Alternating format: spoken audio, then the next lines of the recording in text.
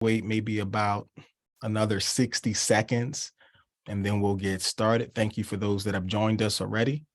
We're waiting for just a few more guests, and we'll get this show on the road.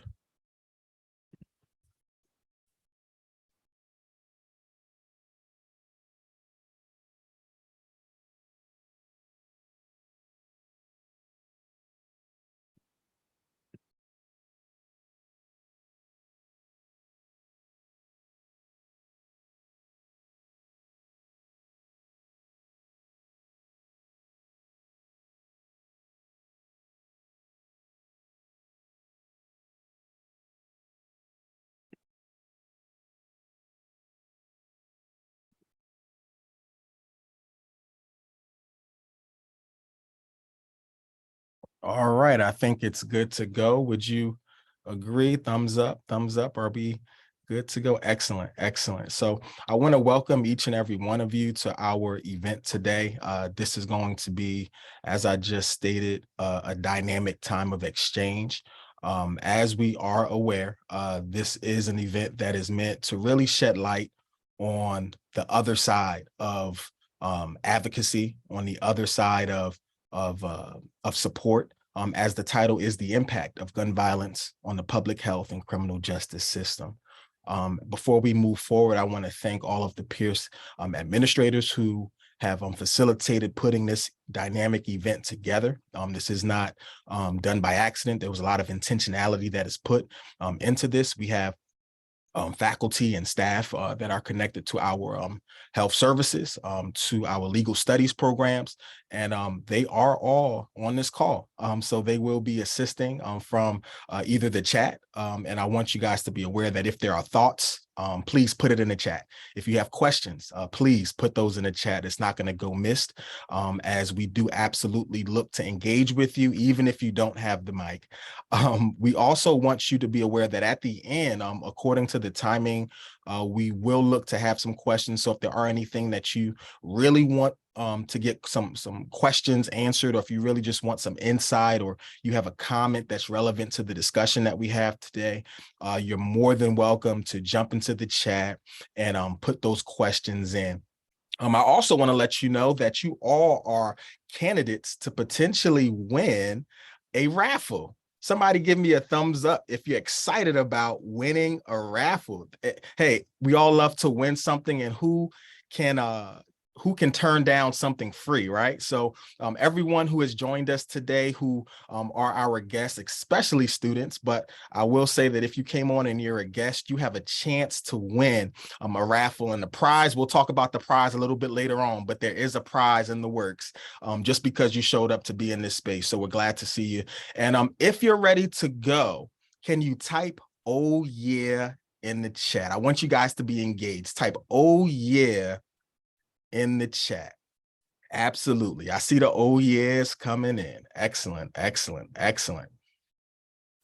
So being that everyone is ready, I see the "oh yes" in the chat. I see everyone that is in. We have a good population with us today. We have some students, we have some staff, we have some community advocates and leaders that are with us. I want us to introduce our featured guest. And before we do that, I want to tell you who is Terrence Jones. I'm the Director of Academic Enrichment at Peirce College. I'm leading the Center for Male Engagement, which just started this year, which is focused and postured to support our male students towards success in academics, in profession, in social life, and relationships, a holistic supports towards their completion of college and beyond.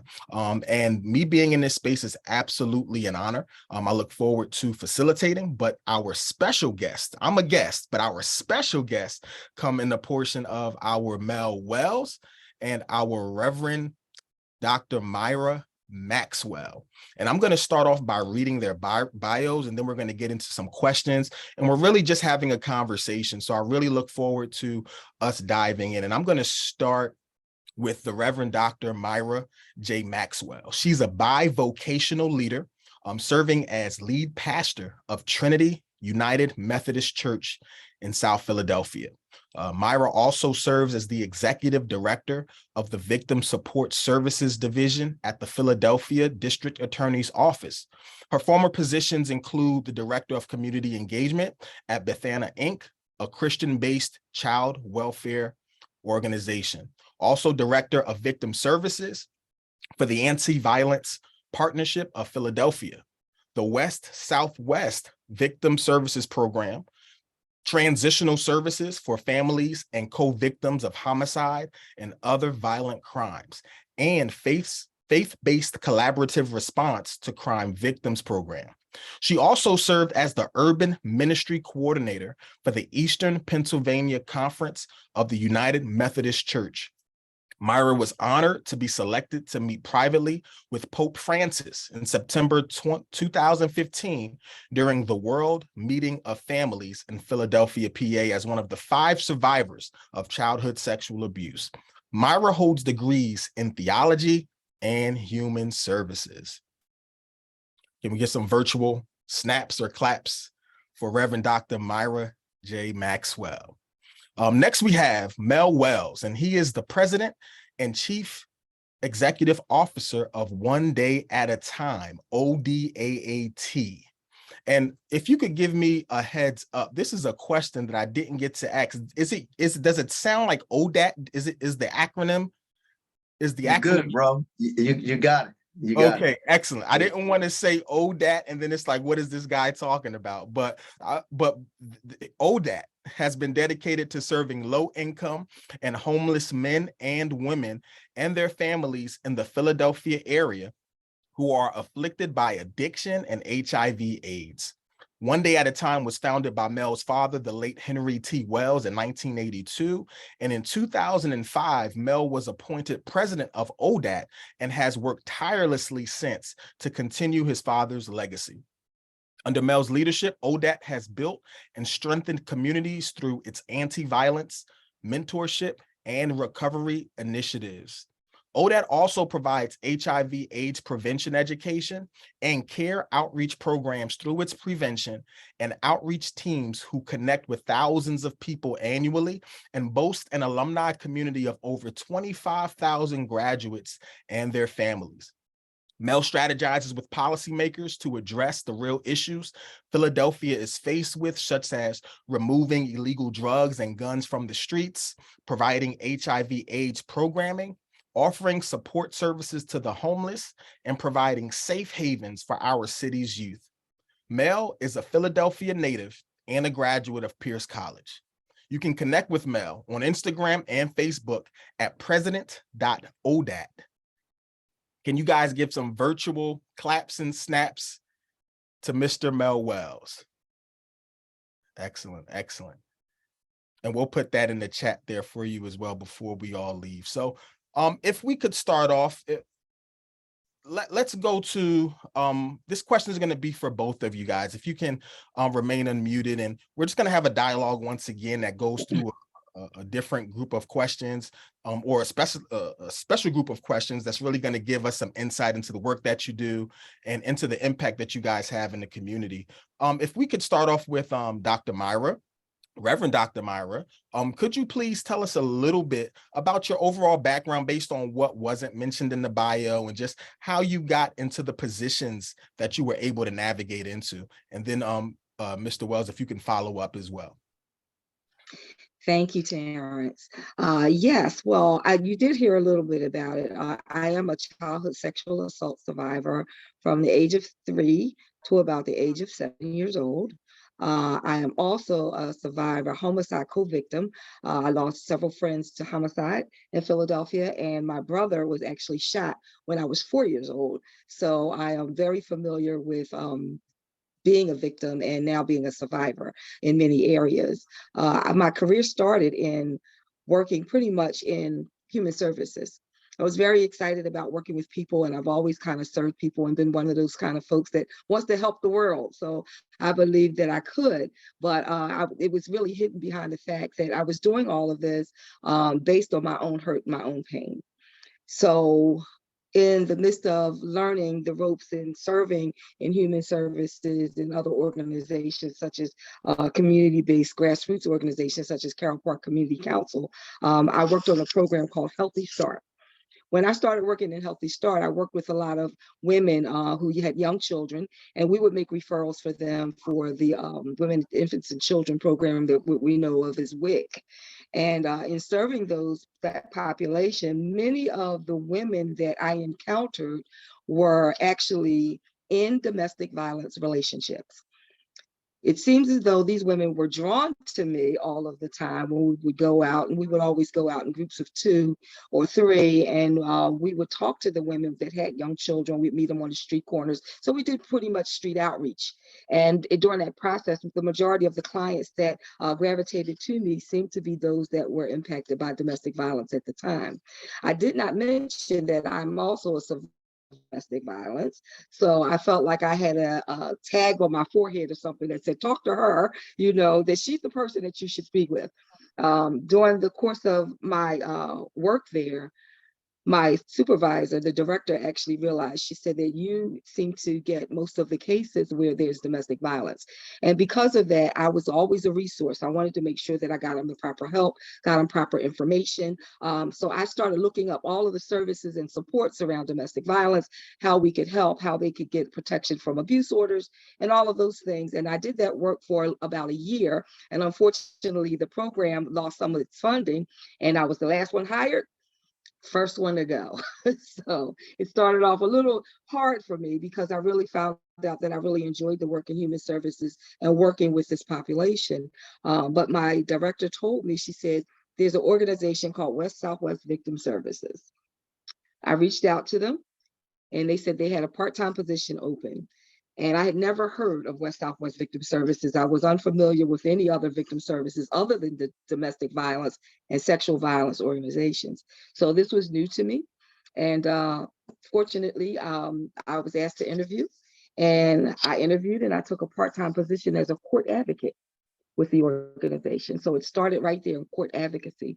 However, many people were unaware that I myself had been a victim of crime in many capacities. I didn't talk about it. It wasn't disclosed until a really late age. However, when I started in this work and working in victim services and working in court, I realized that there were more people like me than I knew of. People didn't always share those stories. We didn't talk about those stories much. I'm not exactly a young person. So those issues, when they happen in a home and they happen in the family, we kind of kept it there. And the resources, people did not often look for the resources to identify the supports, because there wasn't much in those days. And I'm going back and saying pre-70s, there just wasn't much available to support families that were engaged or involved in any type of victimization. Of course, the victim service movement started in the 70s. And however, from there, of course, that's how I ended up in all of the various roles. But I decided to stay because I could relate to the people that I was supporting. I could hear their stories, and I wanted to get them help. And I believe that through working with them and coming alongside them, that would be a way for them to build trust with them, to be able to help them to get the resources they needed to get out of the dangerous situations and circumstances that many of them were in. And unfortunately, some of them did get out and others made other choices. However, I was there to support them along the way, and I continue to do that some almost 30 years later. So I've kind of stayed in the field and Wow. love the work that I'm doing. Excellent, excellent. Thank you for that.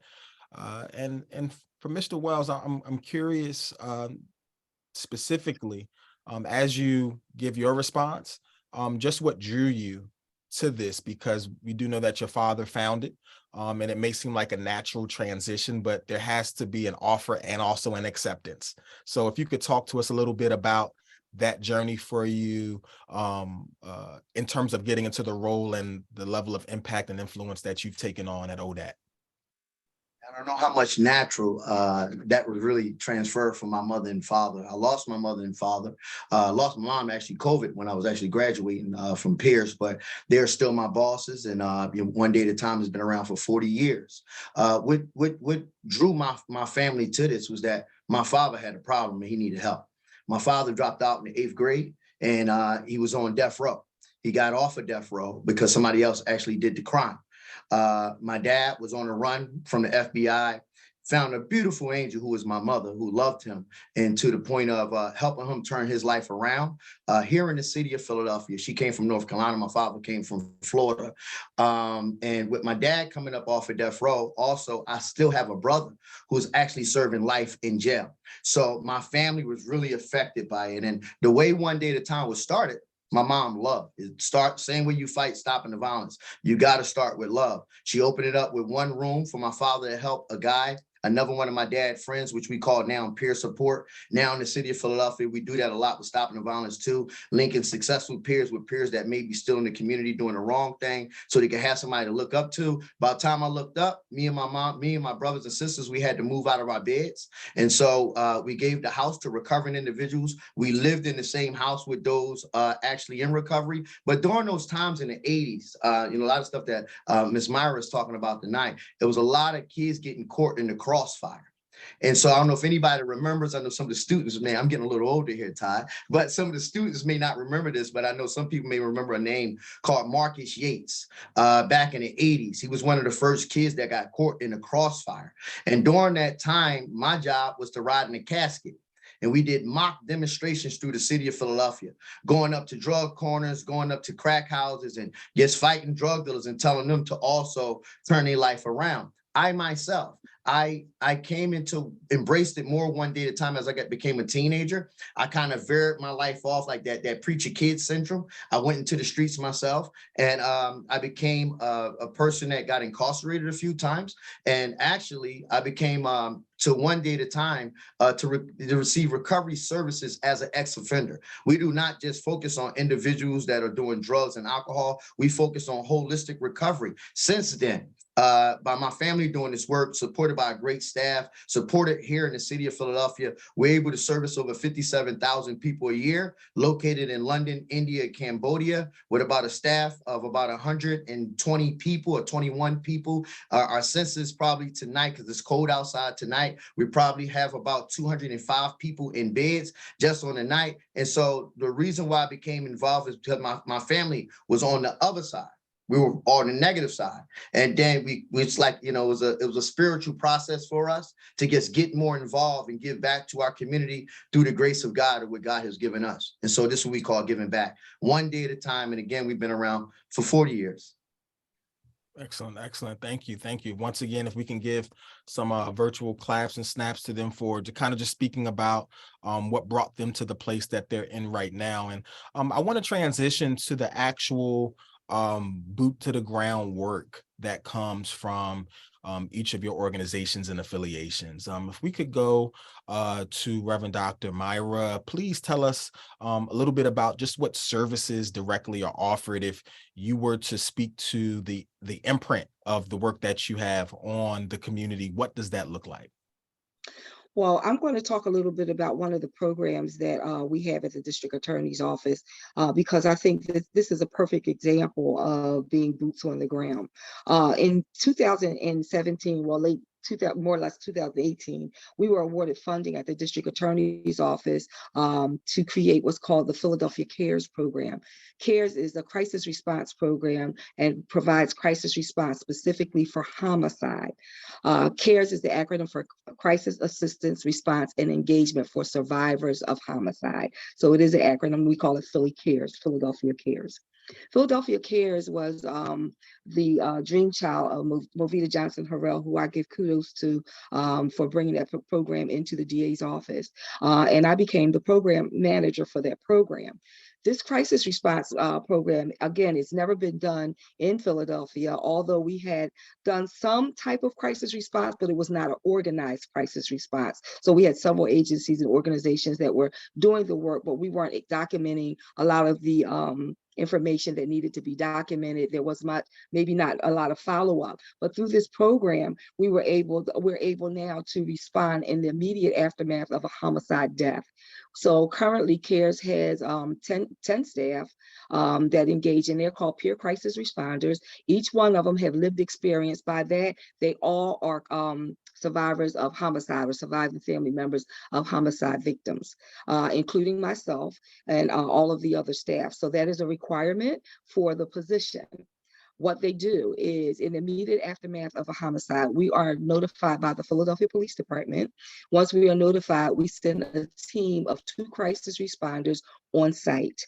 They either go on site to where the incident occurred, or they will go to the hospital if they are already transported to the hospital, or they will either, and when the medical examiner's office was open pre-COVID, we would actually meet the families at the medical examiner's office. Through that service, we would provide immediate support to the families, which means we became the liaison between possibly the police officers there on scene and the families. So as we got information, we were able to share that information with the families as it was available. Through this process, it is our crisis response team works with the families for 45 and up to 60 days. So we are really in the very beginning, which means that we work with them at the scene, at the medical examiner's office, again, at the hospital where we meet the families.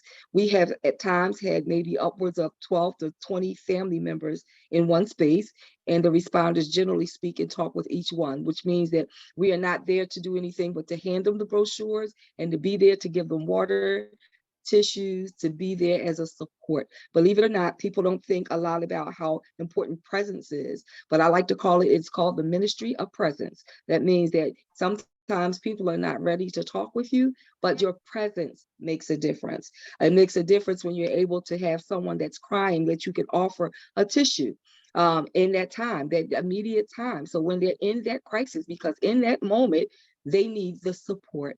We're there to make sure that they know that we are available and that we will work with them up to the 45 days and sometimes 60 days.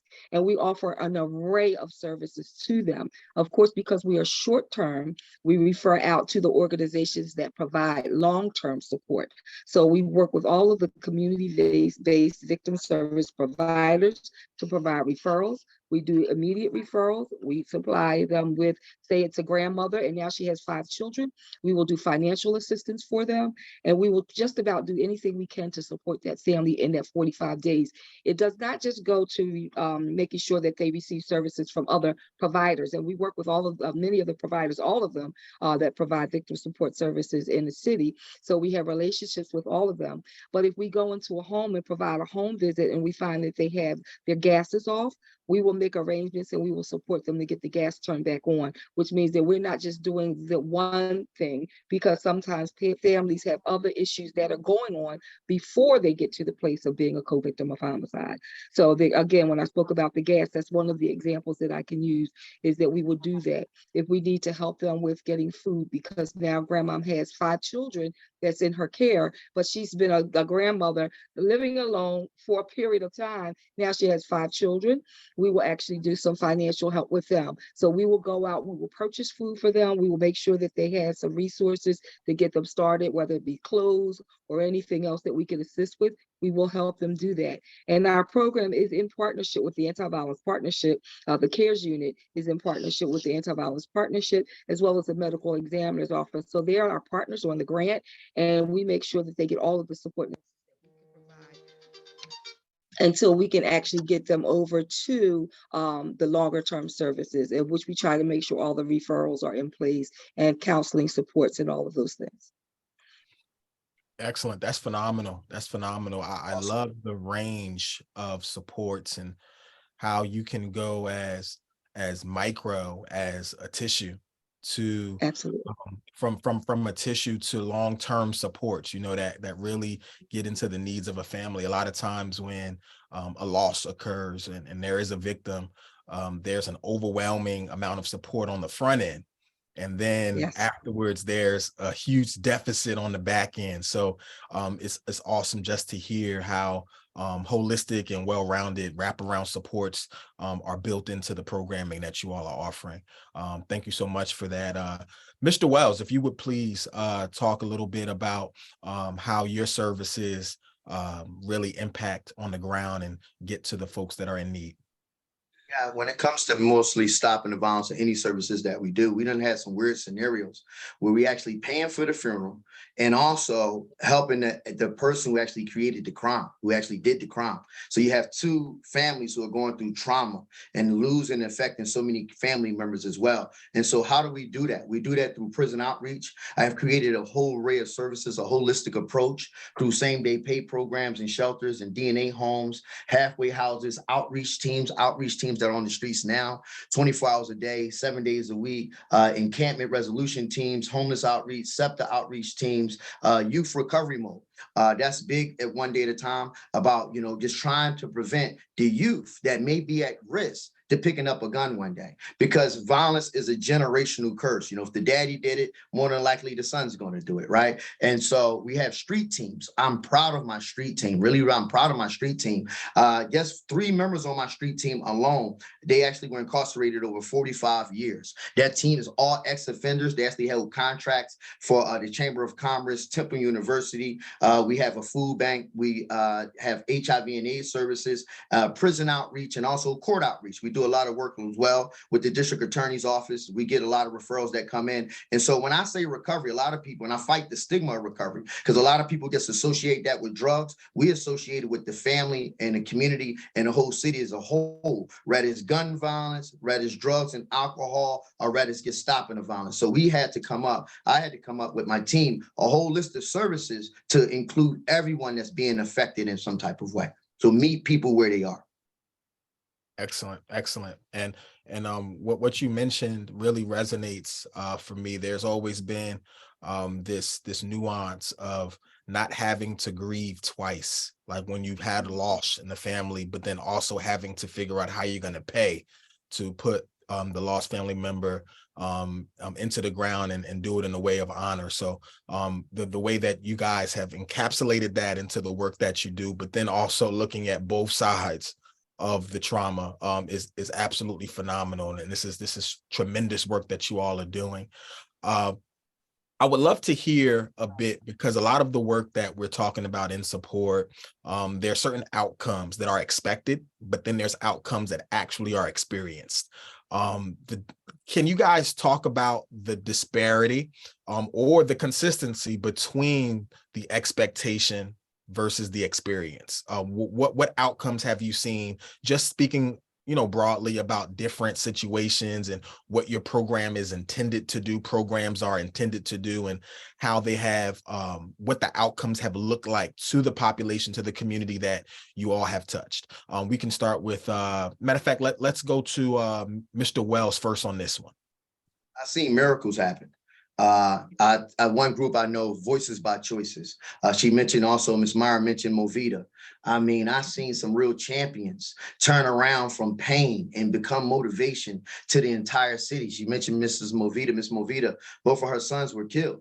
But, one in California got shot, another one got shot as well. But she became a figure in the city. So I have actually seen people transform that pain more into a promise with keeping their family names alive and the legacy alive. And then I also have seen that on the opposite side, ex-offenders who have actually became champions too, who actually, they deal with the pain that they created in the community. And now they are some of the best people giving back to the community, because they know what they did to the community, what they did to the family members, and what they do is just make sure that they reach back. And so for me, I see people that people have given up on or think that there's no hope, actually get to hope and become miracles to give other people hope.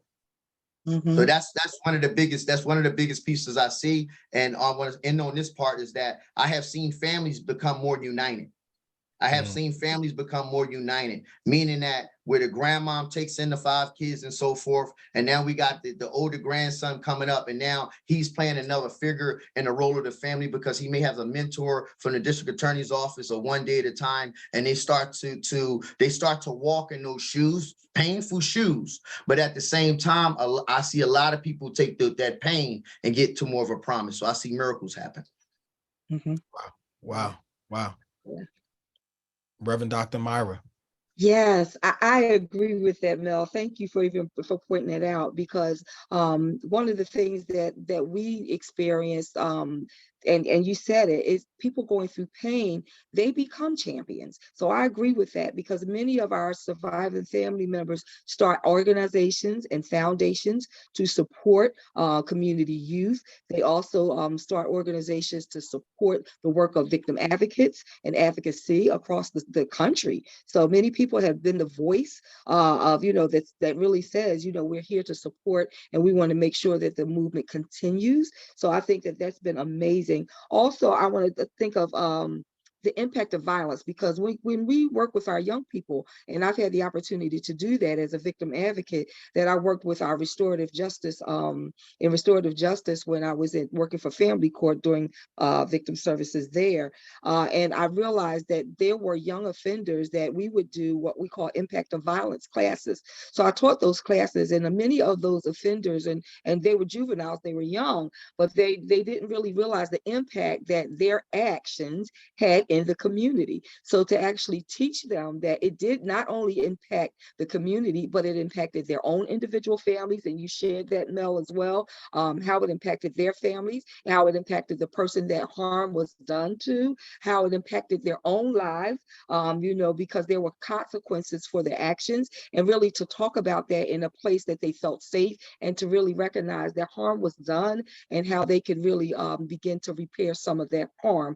I think that we're working on those issues in the DA's office because we do have a restorative justice coordinator that actually works in our office. And right now she's working on issues that we're just talking about here. How do we bring those entities together and find a place of healing for both sides? So although we provide victim services, we always make sure that we're still looking at the fact that there's two sides to this. There is a side where the offender's family is also impacted, and how can we work with our youth to help them see the impact of the harm and also realize that there can be change made through the communication and through the restorative justice process.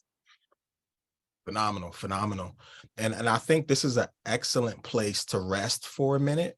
I really believe that even though we're having a conversation that's very fluid, that's very natural, you guys are phenomenal. I don't want us to take for granted the work that's being done and the types of things that are being done through the impact. And I want to recap, as you both were speaking, I was taking notes, and I just want to go back over some of the things that you all have said, because they are so powerful that I really think we need to rest here for a moment and really just take in everything that you guys said. Firstly, transforming pain into a promise. Whew. Mm-hmm. Transforming Yeah. pain into a promise. Miracles. Yeah. Miracles happening. Families becoming united. Now, I'm resting here because the seeds of this work is what the city of Philadelphia and this country need, right? So I want us to really be able to absorb this. Offenders, reversal to supporters. From pain to champions. A voice of support and advocacy. Awareness of the impact on the community. Jeez. Yeah. Yeah, I really salute you guys. I salute both of you and salute all of your partners and all those that are connected to the work that you're doing, because this is absolutely powerful and much needed work. I would love to dive into, we all see the news, we see the outlook, and with you all being in the thick of this work, could you guys speak a little bit to the trends that you've noticed from your seat in regards to just where it seems like things are headed, where you see things moving, if you were to even look out within the next few months to years or so, based on the work that is happening directly as a result of the programming that you're connected to, but also just the climate of just things in the city, around the city. Could you speak to that, Reverend Dr. Maxwell? I can. One of the trends that I've been really paying attention to a little more closely than I had in the past is that there was a time when many people would decline counseling support or therapies. And of course, it was just not heard of. In some communities, we didn't take well or take to having any kind of therapy encounter at all in our lives. That was just not, that was something we did not do. But I've noticed that recently, and everybody, and I could just kind of speak to this, most of our organizations that provide therapy and work with them to provide counseling, a lot of them have wait lists that are outrageous at this point. So people are really starting to feel as though therapy is helpful and it does work for them. So they are reaching out and they are accepting those types of services. Before, I would always experience people would say that they weren't interested in any type of therapy. And of course, we have alternate therapies as well. So people are doing different types of therapies. There's art therapy, music therapy, and all of these new things that are coming. And people are starting to engage much more than they had, even in yoga. Things that people that the non-traditional things are happening. And I think that that's really awesome. So I see a trend of people being more conscious of healing or desiring to be healed and to actually use some of the supports that are available to them to help them through that process. And healing means many different things to different people. And I know we spoke a little bit about it too, but even in spiritual healing, because when there's any impact or any trauma, it does impact our spiritual being as well. So people are reaching out for more services and supports in different areas. So I think that that is incredible, because again, I can speak to years ago, many people would turn down those types of resources. Excellent, excellent. Thank you. Thank you for that. Mr. Wells, would you give us shed some light on that as well for you? So a few good things that I know. You got good trends and then you got the bad trends, right? And I really, this is a great conversation, but I really don't like talking about stopping the violence a lot because I'm affected by it every day in the line of work that we actually do. I just seen a kid in the hospital today was just crying next to his brother, wanting his brother to wake up, but another kid killed his brother. And so going to bad side, teens killing teens. Mhm. These guns that they're making now, they're starting to make the guns now, which is horrible. A lot of the trends that I am seeing as well is that the father may be incarcerated, but now the son may be joining the father in incarceration. That's why I call it more of a generational curse. Like you got to be able to break the chain of that. And on the good side is that I do see it's one voice. A lot of people were ignoring the violence in the city of Philadelphia. But now you have a lot of babies that are getting killed. So sad, right? That we're starting to get more united as one and saying our city needs help. So I see, just like Ms. Meyer was saying, is that I have more people coming in wanting to talk. I have Yeah. more people asking for help. I Mhm. never seen people like this, Todd, even in recovery, Todd, whereas though I have shooters coming in and Mhm. telling me, Mel, I don't want to, I already know where I'm gonna go. I see my casket already. Can you please help me? And that's why I came up with other services such as same day pay. They need something instant. They need instant help. If you do not give them instant help, excuse me for saying like this, but they'll take that 1 minute of pleasure and create a lifetime of hell for a lot of people. And so the other trend that I see, which is a negative trend, I think we've been dealing with this since the 80s as well, on the negative side of it, and that's why we're doing a family approach of it, a lot more single moms in the homes trying to raise their kids.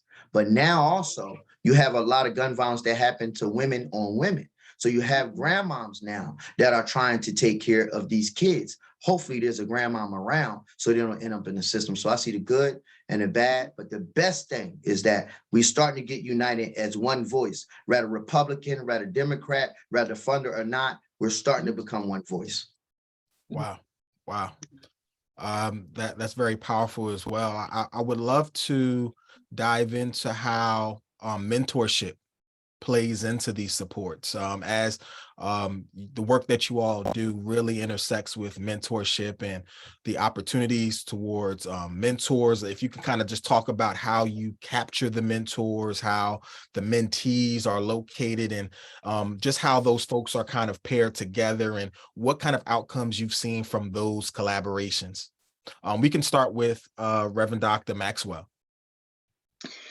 So as far as mentorship, I think mentorship is extremely important. And I think that it comes in a lot of ways. When I think of mentorship, I actually think about how often and how most often we're starting to receive more students, which is why I thought this would be an excellent opportunity, because we're working more with students who are looking to go into social services, as well as any human services, and any fields that's related to service. So you're seeing a lot of that. And I think that when we take some of our young people who are looking for where they're going to go, where do they desire to go in their careers, we spend a lot of money on education. And sometimes, it's just, which direction should I go in? And I think that offering forums such as this, where we're able to mentor some of the students, have them come into our offices and offer the internships, because that's really important to us to have them there so they can work firsthand. As a matter of fact, we had a student working right now that's serving in our cares unit as an intern. So she went out on the scene. There was a homicide today, for instance, going out to see what it really is like to go out and be in the trenches, to be the boots on the ground, to see this firsthand and not just hear about it. Because again, we're looking at textbook versus the world and the boots on the ground and the things that are really happening, where we're more hands-on. Also, I see mentorship because we're able to talk to our young people. I know that one of the hugest things for our DA's office has been making sure that we encounter our young people.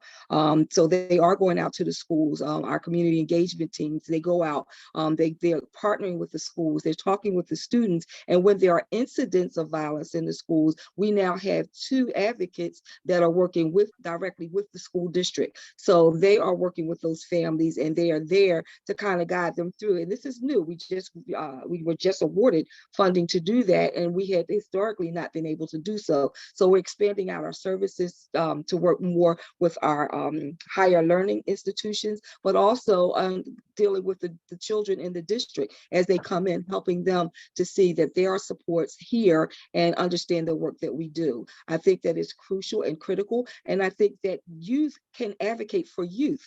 So, they have to have that engagement. So we, as the advocates that are the seniors and the folks who have been doing this a long time, we have to be able to also train up our young people in the field of advocacy in a way where they can advocate as well for one another, because youth will talk to other youth, but they may not talk to someone like me. But they will talk to their peers and share with their peers. So finally, making ways and making opportunities for our youth to become peer advocates and to work with their age and that population in our cities. I think that's a critical thing for the city right now, to make sure that they're able to do that, and arming them with the resources so they can be disarmed with the weapons. Phenomenal. Mr. Wells, please. Yeah, and I see Courtney join us as well. So Courtney, I have a question that we'll get to you that we'll join you in, and I needed you to chime in on that one. But just like the Dr. Reverend said, teens helping teens. For me, my approach is the teen approach, because I talk to them, I ask them what they're looking for. They think I'm talking a foreign language.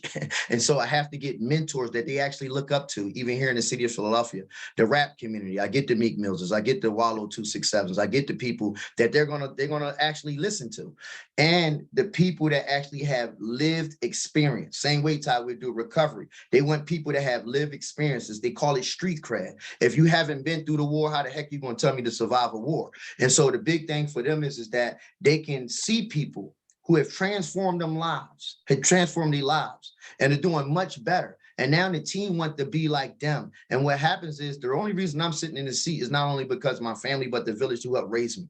Now, I'll be honest with you. Some of the guys on the streets were the guys who were my mentors. And they said, listen, you have to get off the streets. You're going to die.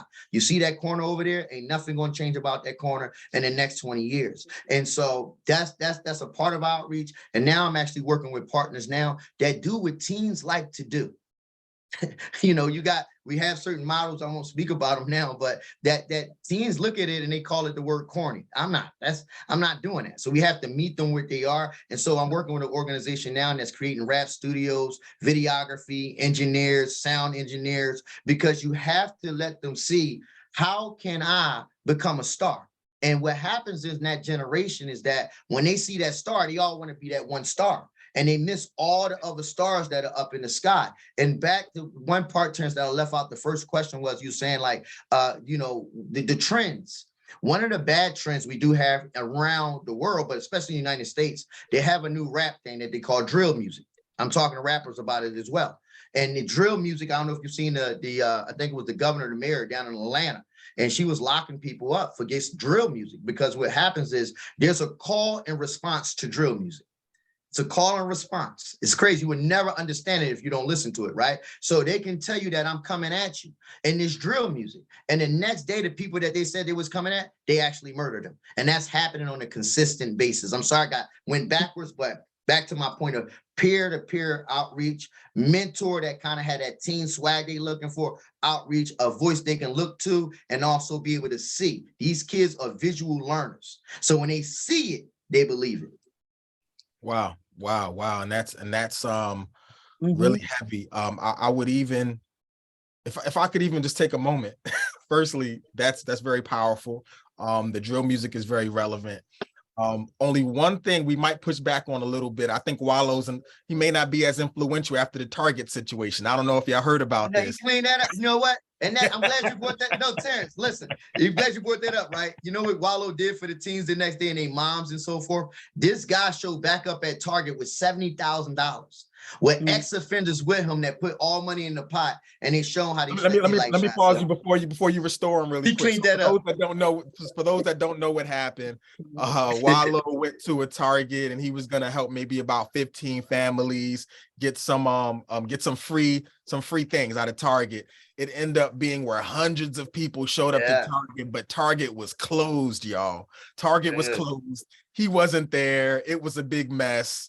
Gilly the kid ended up having to speak on his behalf and like, hey, I don't got nothing to do with that. But Mel, please run that back and tell everybody So what they did was they are ex-offenders. Wallow's a guy who's incarcerated for 20 years. He's under contract right now for about $1.3 million. So that showed you he was a pain, became a promise, and became a champion. And so, when you deal with the stigma out there in the streets, it's all about, you got to show me, you got to walk it like you talk it. And so the streets called him out on that. But he called me panicking too, Terrence. He did come, Mel, can you help me out with this? But what he did was able to reach out to other mentors throughout the city, rap engineers, studio owners, and they showed up the next day to show proof to it and spent $70,000 on the community. Sad to say, kids want to see real impact like that. And even to that effect, Mr. Wells, I really think it's powerful that we get more agency over the narratives, right? Because there was a lot more publicity on the snafu versus the restorative justice brought to that situation. And that's something that's very important, even in this work, to make sure that the narratives are actually encompassing the value, the restoration that actually does happen on a day-to-day basis, especially by the hands of folks like yourselves in this work. Before we move forward, I do have some questions that kind of are birthed from what we just spoke about in terms of community support services. And there are services that a lot of you guys are offering and that you guys present after the offense.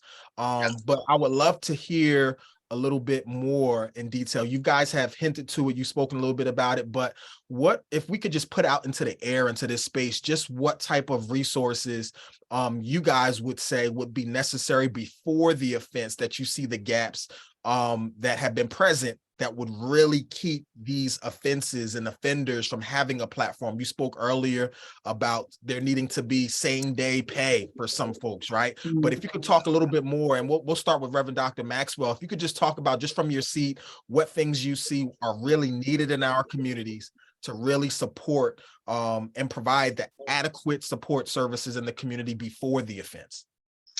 So I think along with most people, we really need to begin the training programs, and we have a lot of them that have come out. We have people need to be job ready. And I'm not just saying, because everyone is not going to go to college, so we have to consider where some of our students may be better with their hands, learning carpentry, learning trades. I think that that's really important. And I think that a lot of those things that we had before, we don't have them because they started it when years ago, it started in the schools. The schools offered these things. So when people came out, they were pretty much ready to go into some type of job or some type of field, that was not necessarily where they had to go to college.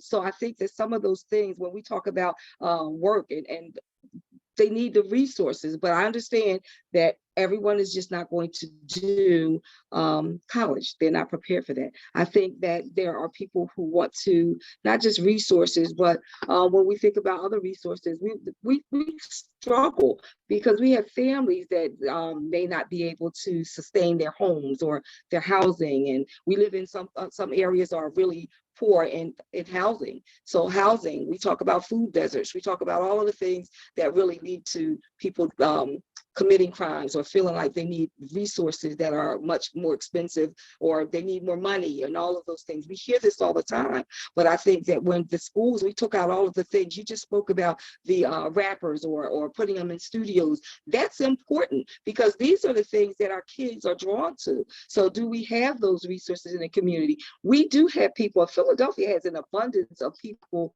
who have been in the music industry.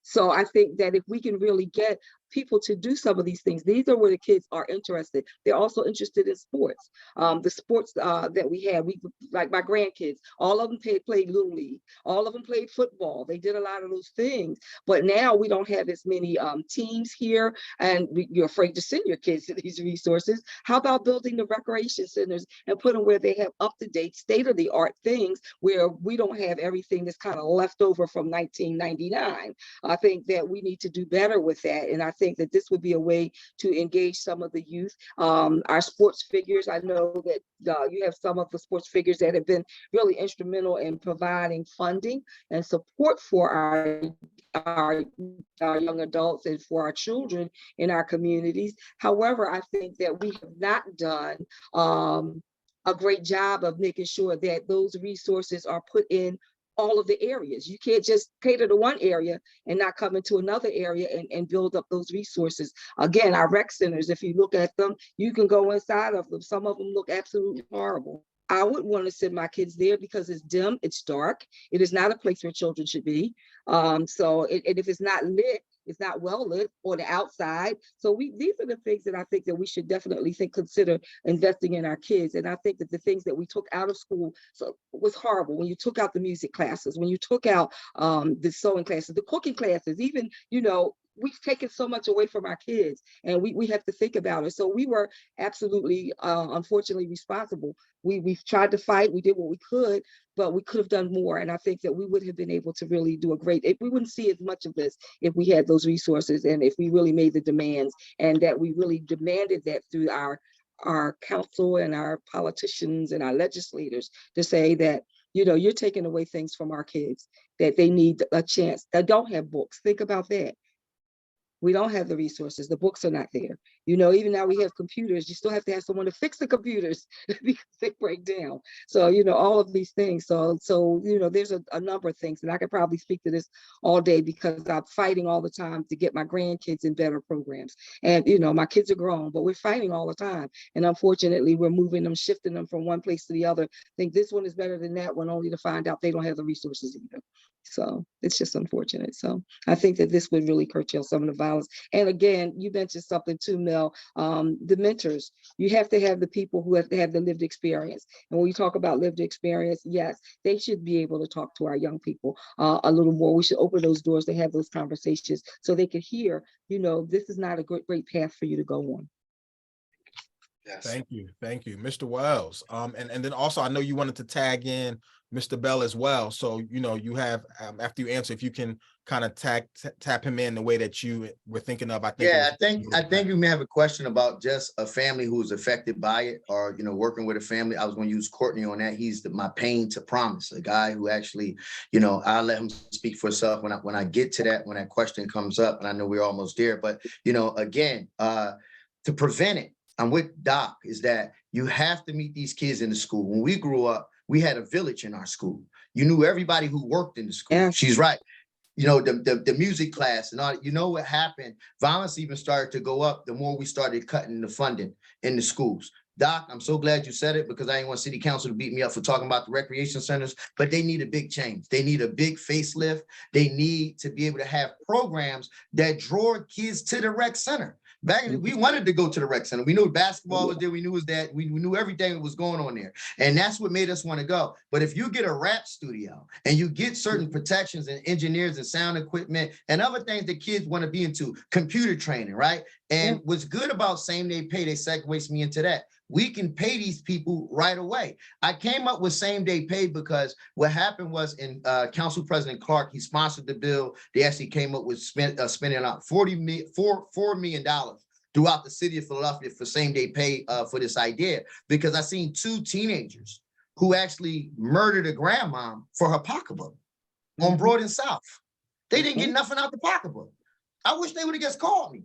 I could have given double the amount for same day pay. And what happens with same day pay lets you work it up to 4 or 5 times because of IRS regulations, but it allows me to get my hands on you, to be able to talk to you, to be able to plug that hope into you. And what happens when they see it's real and they get that $100 for that 2 hours to 4 hours of work, they're like, maybe I give this a shot. And what do I mean by that? We show proof. We have real results. One of my same day pay people now actually is the director of the street team. This guy makes over $61,000 a year, all from the seed of $100. Now his son also works for 1 day at a time. Now all the hustlers, I don't want to say the other word, but the hustlers in the community are now asking questions. Mel, can we do that? And what I bump into is the character flaws. So a lot of them have to have the training that Doc talked about to be able to take on these jobs and be able to do certain things. Money will prevent a lot of things, because when you don't have that instant money, you go out and do instant crime, but you also be able to serve in the graveyard for the rest of your life or in the penitentiary. So if you can touch a person instant, another a program that we came up with is the PAD program. That's a police assistant diversion program. By coming into our office, us going out to outreach, we're able to meet people where they are. Now, it's you almost call it a little bit almost unrestricted. We get permission on everything we spend, but you may be able to have a person who actually is thinking about committing a crime because they owe child support and they on the run. They may come to us and say, man, we got a warrant out for arrest for $400. Oh, and what you about? Man, I can't take this. And you see their characteristics all over the place and you kind of see where they're going. You say, hold up, I can help cut you a check for your child support, but you have to promise me this. Can you meet me back here at my office tomorrow and take a 2-hour class so we can talk and get you some counseling and see the things that are going on? Another piece is that, and I think Todd knows, ODAT loves to do this. You got to get the community support.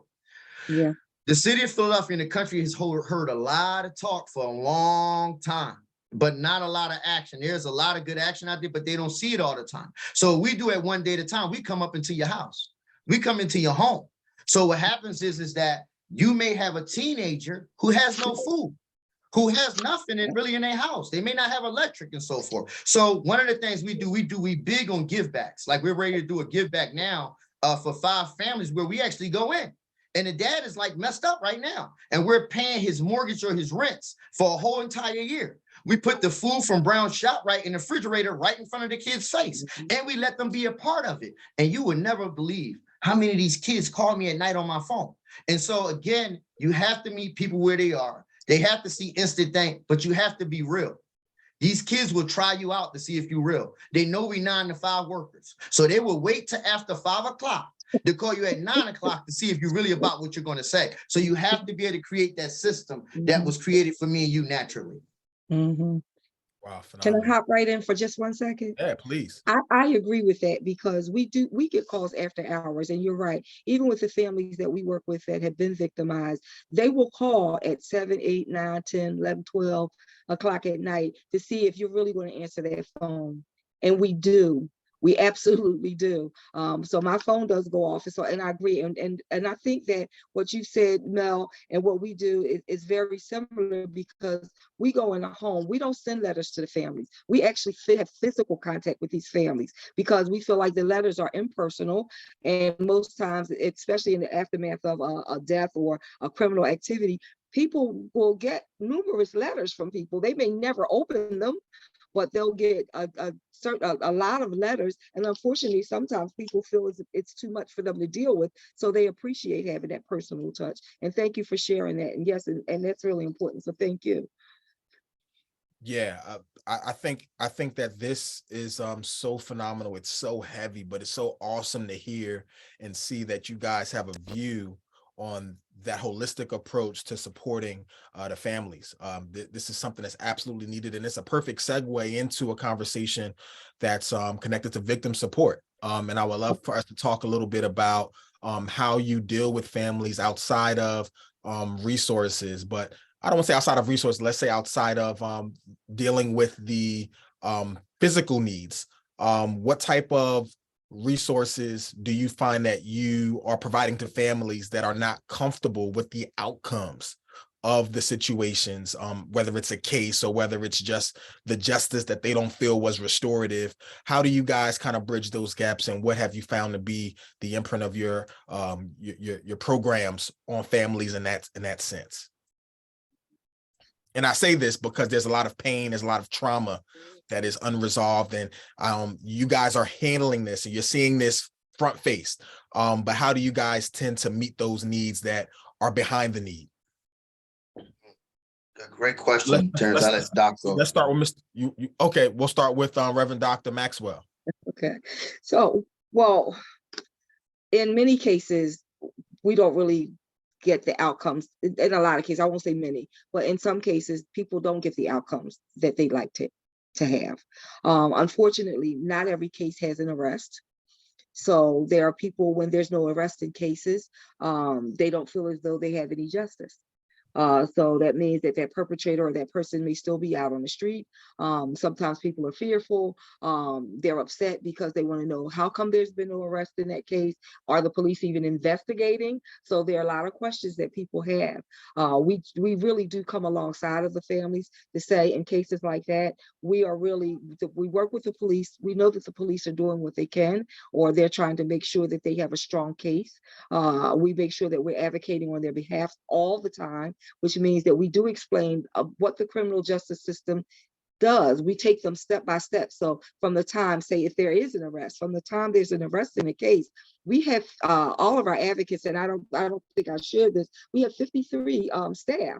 So in every unit in the district attorney's office, we have a victims witness coordinator. Those coordinators will really walk through the process from the time of charging all the way through. They are making contact with those families, so they are aware of the process. Some people want to be notified. Some people want to know it. Some people will tell you, thank you very much. I'll wait. When they get a subpoena, there are people there that are in court that will support them while they're in court. So, and that's in arrest cases. But yes, outcomes are based on the evidence. It's based on a lot of things. So sometimes it's out of our control. Don't forget, you have a defender, they have defense attorneys, and they have the DA's office, which is the prosecutors. And there are times when we may not get the justice that we feel as though we deserve. And we do advocate for that. And we have had cases even come back to court. So there's been a lot of things that happens. The process itself can be horrible. I will tell you that from personal experience, it can be horrible. It doesn't just impact, your emotions. You're dealing with trauma. You have to see that person again. So there's a lot of things happening during the process, with or without an arrest. However, that's what the advocates are there for. And if we're unable to handle it, we work with other organizations. So we don't think that we're the end all be all. We're never going to be that, because there are many, many organizations that do wonderful work. And all of the providers that we have, we will link them up with those providers so they can get as much services and supports as they can. Our goal is always to make sure that we're doing the best job that we can to support our victims and our families that are impacted by violence and crime in the city. I think that we do a phenomenal job. It is a tough job. It is really a tough job. However, we do our best to make sure they're informed. They have rights. People need to know that victims have rights. And we have to adhere to all of their rights. In other words, they need to know their rights, so we give them that information in the beginning. They have a right to speak. They have a right to make a victim impact statement. They have a right to get, we talked about funeral expenses, for victim compensations to be filed for them. They have a right to these things. So we want to make sure that we're doing the best job. Again, we do our best to satisfy, but if you think about it, and again, I'm going to speak to personal experience, there are times that we're not going to get the justice that we like to get, and it's the reality. But we are there to add the support, to be with them, to walk with them, to talk with them, and to assist in every way that we can. And if we are unable to do that, then we do have the resources available around us that may be able to support them in other ways.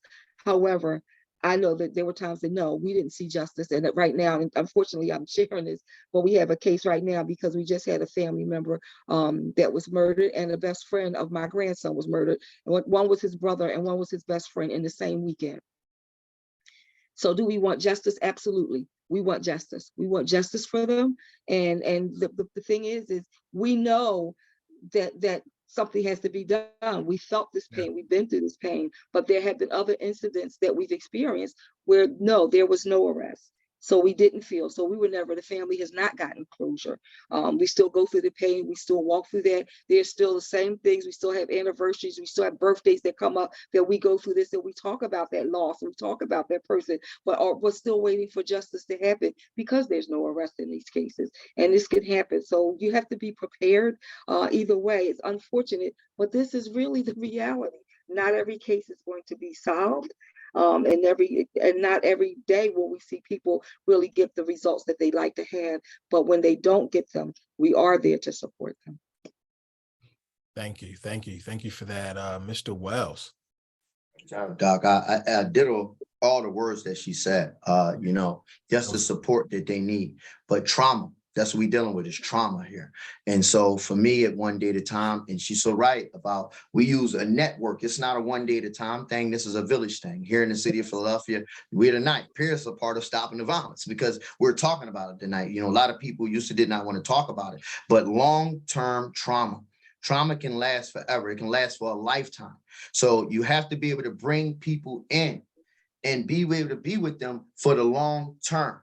And when I have seen miracles happen in the long term, I can say his name because he does this publicly. You got the Will Little. Terrence, I go back to the Wallows. I go back, Dr. Reverend with Movita. I have seen them actually work through the process. I can't imagine how they gave forgiveness. They gave forgiveness. And I have seen forgiveness come out of these situations. And I have seen the people that give forgiveness latch on to another mother who say, I just can't do that. And what happens is I remove myself. They don't need me anymore. It's peer-to-peer support. Also, long-term services. Don't just talk about it, be about it. Making sure that you're working with the victim as though we're the youth services, rather it's the kids, rather a lot of people when they're dealing with expenses and family arguing during funeral times and so forth. So we make sure that we're there for the long term. Rather they may need food, rather they may need even money, may need a job. I give you one instance. I think this was last year. There was a guy who went in the house and he went home to his girlfriend and he shot her in the head. And he blew her brains out in front of her two kids, her two sons. We showed up the next day with support, gifts, and all this good stuff. But 2 months later, the sister who was killed and murdered, she needed an ID, she needed a job, she needed a house. And my wife and family is still talking to her to the day. So you got to be willing to say, I'm with you for the long haul, and feel in your heart that this is a part of my calling. And that way you can feel as though you do have time. You can't be in the time of work and you tell people, I don't have time for you. That's the last thing that you want to say. So you have to be able to integrate them in. Rather, it's going to be certain events a few times a year to let them know that they're families. Sometimes it's a personal phone call to check in, or even a staff member to call, or your friend to call and say, hey, Mel, want to know how you're doing. And so how's that going over there? That's how we do it. Wow. I mean, this conversation is so rich, guys. You guys are giving such. I see, Mr. Bell, I see your hand up. Did you have something to add in on this? No, I was going to just transition into, just giving my story and everything. Okay, this as a matter of fact, let's this is a perfect spot to do that. Let's you have the floor. Courtney, if I can, Terrence, Courtney is a young gentleman. I let him speak more about it, but I met this guy. I don't know, he don't look this tall on the screen, but he's a tall, big dude, right? And so, but Courtney is a guy that I look up to. He's younger than me, but I look up to him because this is what we need more in the city. You know, a lot of people, and we're talking about miracles. Courtney's a walking miracle. Courtney, can you tell him about the situation you've been through, but how you turned that pain into a promise in your title now? Of course, yes. I jumped the gun. I got really emotional during this conversation, so I just want to let you guys know, Mel, Terrence Jones, Reverend Dr. Maxwell, those long nights, those long days when you guys felt like, you know, you're burnt out, you gave everything, you don't want to take that next call, or you don't want to talk to this next kid, you're done for the night. I just want to tell you guys, everything that you do goes a long way, and it can be just that mustard seed that can change people's life. And I would say that happened to me. So my name is Courtney, like a girl. So a lot of people call me C Bell, last name Bell, full name Courtney Bell. 32 years old, born and raised in Chicago, Illinois. So I've been here in Philadelphia for about 3 years now. The story that I want to share is just my childhood story. I'm the baby of 4. I have 3 older siblings. So growing up in Chicago, Illinois, which is unfortunate fact, you know, we were the starters and the creators of drill music, which is very dangerous. So just to paint a picture of how dangerous, I grew up in the South Side of Chicago. At the age of 6, in first grade, I had a great relationship with my parents, and it was like probably like midnight on the weekend. And I asked my parents to go out and give me some White Castles because that was a very popular restaurant in the Midwest. I don't know if you guys got that out here, but so my parents left out the house to get White Castles, and you know, it took a very long time for them to get back. So, you know, I was kind of checking out the window, just looking around, and then I hear gunshots. So development of the story, my parents got into an argument with a guy, and he attempted to rob my parents. My dad didn't want to give up whatever he had, money, pager, phone, car, whatever it was. The guy reacted with a machine gun, you know, let off 13 shots. All 13 shots hit my mom from the hip to the foot. You know, shot her that night. Fortunately, she didn't die, but the guy fled. And, you know, later on, we found out more information about him, found out who he was and everything like that. But so I was impacted by gun violence at that point. And in that aspect, it changed my family completely. So she didn't die. She was healing from the 13 shots from the hip to the foot, in and out of the hospital. Everything was good physically, but with the amount of trauma, with the amount of everything that she endured, she was later diagnosed with schizophrenia. So she was schizophrenic, bipolar, and it kind of changed just my family dynamic. So I'm the baby of 4. You know, my mom, you know, she's announced with this mental illness. My dad decides to leave the family because he couldn't, you know, support. So now I'm just a young man looking for a mentor. And I go back to that point, you know, it's just a mustard seed of not even being a full mentor, but, you know, someone reaching out to a young person, not knowing what they're going through, not knowing how their day is, how the family dynamic is.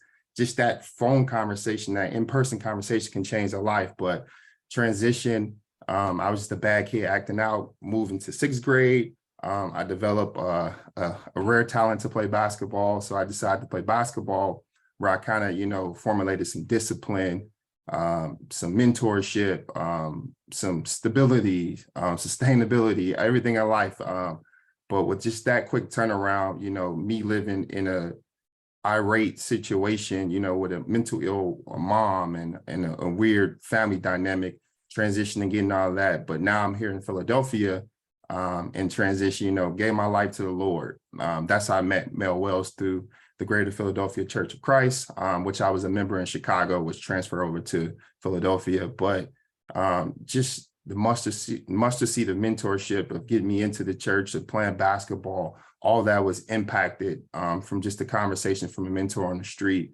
And now I'm 32 years old, married, wife is pregnant, about to have my first child, graduated with a master's degree. You know, just God is good, but I'm still going through different things where I'm, stepping into therapy. I'm still affected by the trauma as a childhood, like just even my love language of acts of service to my wife comes from me. Just that was the only ability that I had to serve my mother. So now when I transfer into relationship with my wife, I'm thinking, okay, if I did this with my mother, this is what I'm gonna do with my wife, and not really paying attention to the other things that she need. So I was affected by gun violence through my family, but also the mentorship, the connection with so many different ways and so many different people helped me to this point to become who I am. And it doesn't stop from here. So I really want to give thanks to you guys for laying your life down on the line, being the boots on the ground, but just don't stop, man, because you can really change the life of many kids, people like myself with just the conversation. Wow. Courtney, I think you also one of the head reps for Under Armour as well. Yeah. So developed me moving on to the East Coast. I'm a senior manager of the North American marketing team for a company called Under Armour. So I report back and forth to Baltimore and here in Philadelphia. So I work for the company. Courtney, thank you, Court, for your time. I don't know if you have to go, but I don't know if you may have questions or not. But Terrence, you get seen paying the promise, bro. Mhm. I got time to jump into some questions if there's any questions, or I want to finish out this call just to hear the incredible things that you guys have going on. Thanks, bro. I love you, bro. Thank you for hanging around. Cool. Go ahead, Terrence. Firstly, can I just can we give a round of support and love in the chat? Can we hit the chat? Can I see the hands if your camera's on? We want to salute you, my brother, Mr. Bell.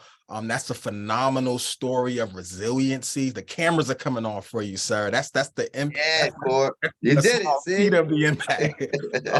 But I just want to extend, even in this moment, any support, any resources that I can personally do to amplify that story, that small nugget. And I know that there's much more to it. I'm sure if we have more time, Mr. Wells could say, and to tell them about this too. Tell them about that too, right? I'm sure there's so many more victories and stories that are connected to the person that you are today.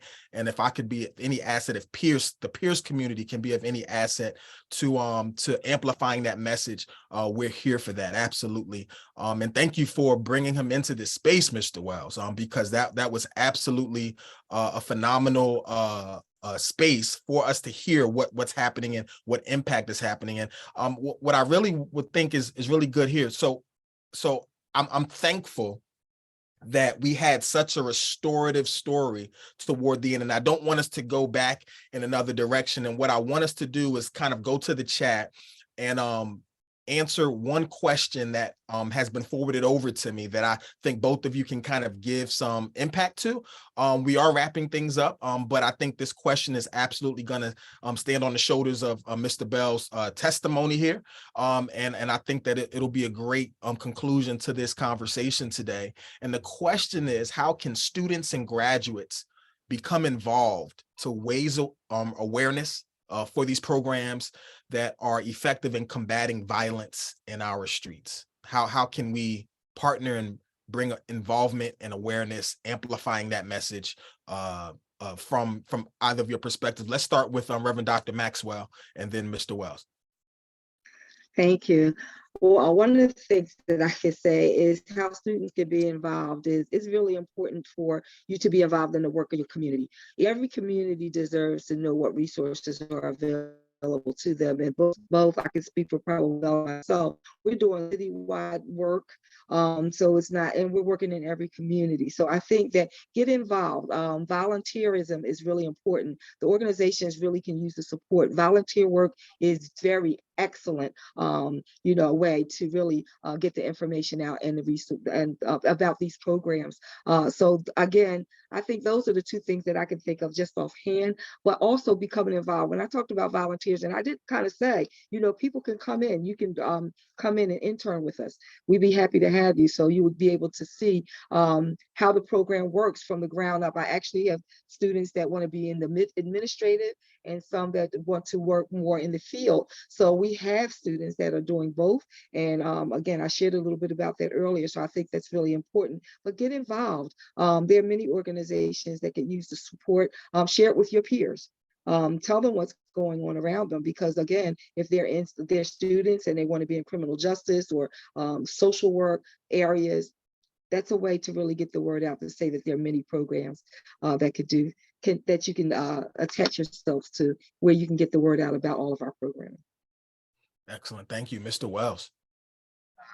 For the students as well, connect yourself to your passion first. What do you dream in? How do you visualize this? Create your own shoes in this right here. I have a 10th grader actually who created an angel program. And what this 10th grader is doing, I got to tell you more about this. This 10th grader is actually looking for 5 homeless families or 5 homeless individuals that are getting ready to move into permanent housing. And what he does, he raises money and he gives each family $1,500 that's ready to move into permanent housing. This is a 10th grade. He blew my mind. He called me and said, how can I be involved? Can you start picking people for me? So that was an angel program that he just did it on his own. He came up with an idea. He started it. He asked for people for help. Now money's coming in where he's able to do this and we're able to help him track individuals. I'm with you. I love interns. If you got any company, you're going to really love interns. So anything that you heard me speak about tonight, we can get interns involved. Fundraising.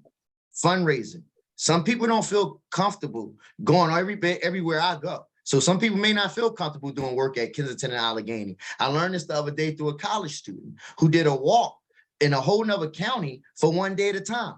And she raised, I think, $650. And that was her walk. She did not want to come to North Philadelphia. She did not want to come to K&A, but she said, I want to do something. So that was huge. Volunteer and fun activities.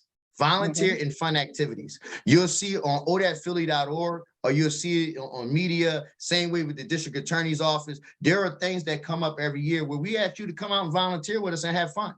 Right now we're getting ready to do toy giveaways. We're getting ready to go in people's homes and decorate them for Christmas, give away groceries. Last week, we just gave away $7,000 worth of groceries at Brown Shop Right, and get surprising seniors as they ready to swipe their card and popping up saying, hey, we here. So I would love for students to come, especially as a person who came out of Peirce. I would love for my classmates, my friends to come on out with me and let me show you what we talk about. And you may even find a career in what you really love. Absolutely. Phenomenal. That is awesome. This is such a rich and full dialogue. I feel like I could be here for another hour personally, because you guys have unpacked so much for me. I want to close today out with a question for Mr. Bell. I'm unofficially declaring you the MVP of today's conversation. Is that okay? Will you receive that honor? You had me when you mentioned White Castle, man. I'm in South Jersey and we don't have any White Castles down here, but I remember back when. I don't even know if I can take White Castle anymore. I don't know if my body's built that way. But I remember a day where anytime, any place White Castle was happening, and it was always a minimum of a sack of 10. But really quickly, I think that your story is really phenomenal in just how much you've been able to accomplish. You mentioned the mustard seed, the small amounts of things that have been able to contribute. But if you were to highlight one particular instance or one particular type of resource or support, I know it's probably a conglomerate of different things, but what stands out the most as the biggest impact that comes to mind, even in this moment, that you could highlight as a factor in you getting to the successful position that you're at right now? Great question. I would say, just as we all talked about tonight, it was something consistent as just resources. I believe Reverend Dr. Maxwell brought it up, just finding out that, wow, it's different people out there that's exactly like me. So I had this notion of low self-esteem. It's like, no one in this world has the same family dynamic as me. So to answer your question, I would say just having those resources to go to for after school, because for me, I didn't really have food at home. It wasn't no dinner, I was going to school to eat breakfast and lunch, So the resources that I got from the YMCA, the Boys and Girls Club, anything of that sort that connected me to basketball gave me a sense of unity, family, discipline, but also different resources to find out, through those volunteers or through those teen leaders or whatever it may be, that A, that it's a person that looked like me, B, it's a person that probably shared the same story or similar to me, but C, it's a way to persevere and be something else. Just because as like, I can speak for myself, young Black men in Chicago that are in low poverty neighborhoods, they look to successful people to listen to. So success in their eyes is, jewelry, cars, something flashy. So if we can, as Mel mentioned, and a lot of people mentioned, if we can meet them where they're at to find out what they think is cool, to mentor them to the right resources, will be very effective. So for me, going to those Boys and Girls Clubs, YMCAs after school, doing my homework, learning how to do different things, having a potential conversation about potentially going to college. Like, what colleges are you looking to? Have you applied? Who have you talked to? Do you do things outside of sports? Do you have a plan B outside of basketball? People giving me gifts for Christmas that my family couldn't give me. So just those resources and having a place to go to after school versus just hanging outside and finding trouble to get into. Wow. Good job, Courtney. Great job, bro. Yeah. So I just really thank you all, everyone that's on the call today. I want to thank our featured guest, Mr. Wells. Let's give him some, Mr. Wells. Also our Reverend Dr. Myra Maxwell. We can give her some as well. To our unofficial, official MVP of tonight, Mr. Courtney Bell. We could give him some as well. C. Bell in the building. And all of our Peirce staff administrators. This was sponsored through our legal studies, our health services departments, and this was a collaborative effort. There's a lot of people who were very influential and impactful to make this happen. So I'm thankful to each and every one. I would go through the names, but I don't want to miss anyone. So I just thank each and every person who was a part of making this happen. I want to thank the students who are on the call who didn't hang up and stayed on. Let's put our hands together for the students. And if there's anyone who hasn't enrolled, Mr. Wells spoke about his journey through Peirce and him being a Peirce alum. If you have not joined Peirce and you happen to be on this call, definitely tap into Peirce. We're absolutely about this work. We're about this life. We're about educating and using education as a pathway towards you experiencing the best life possible. I also, before we leave, I want to let you guys know that the raffle is going to be a book that is going to be connected to the person who won. And it's going to be a great book, right? But you will find out if you won through email. We will reach out to you and let you know, hey, you are the winner. So if you don't get a notice, it doesn't mean we forgot you. It means you just were not the winner this time. But definitely stay connected to us, stay tapped in. And once again, we're thankful to each and every person who joined us.